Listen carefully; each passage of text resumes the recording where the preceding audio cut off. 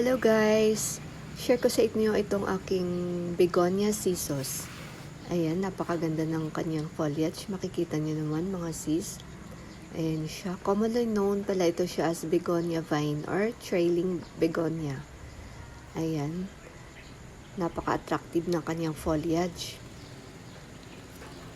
Oh, diba? Makikita nyo naman. So stunning ang kanyang pattern.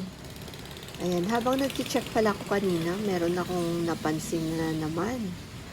Meron na namang nakabitay na caterpillar. Ayan siya. Ayan. At nagtaka ako bakit yung dahon parang sira-sira na naman. Yun pala, meron nakakapit sa likod. Ayan siya. Almost paubos na yung dahon. At yung sa baba, ubos na din yung mga kasamahan na dahon sa baba. Inubos na niya. Ayan siya. Hindi mo siya agad mapapansin kasi gawa ng kanyang color na nagko-camouflage siya. Nagpe-pretend siya as parang ganun din na color sa kanyang kinakapitan, which is yung purple. Ayan. Ayan, magkaka-butterfly na rin ito soon. Hahanapan ko nga ito ng place na kung saan ko siya mailipat mamaya. Ayan, ang sarap ng kain niya. Busog na busog. Naku, pag hindi ko pa ito nakita, naku, akit na ito sa taas at mauubos na rin naman yung mga dahon nito. Napakaganda pa naman.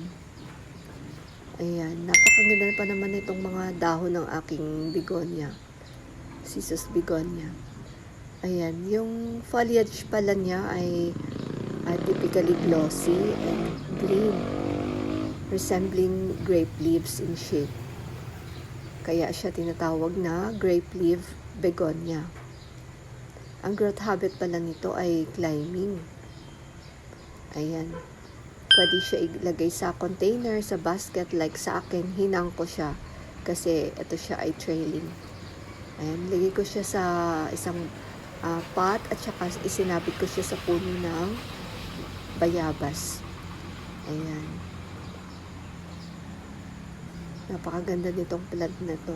Nagpo-produce din pala siya ng flower pero kakaunti lang. At saka more on yung kanyang foliage yung attractive dito sa kanya.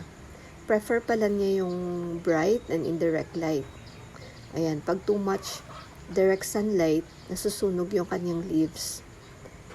Ayan. At saka nagkukos siya ng leggy growth. Ang water pala niya ay dapat moist siya, consistently moist. Dapat well-drain yung ating potting mix na gagamitin para dito. At saka nagtatribe pala ito siya sa high humidity environment. Ayan, regular misting. Pwede natin gawin yan from time to time. Ayan, yung soil niya dapat well-draining potting mix. Pwede tayo mag-add ng perlite or sand to improve drainage. Ayan, pwede din tayo magdagay ng fertilizer. Ayan. Napakaganda niya. Ang propagation pala nito ay through cuttings. Para sure talaga na mabubuhay siya. Ayan, napakaganda ng plant na to, especially pag talagang malago na siya, ilalagay siya sa hanging basket. Ayan. Thank you for watching mga sis. God bless you all. Please like and subscribe.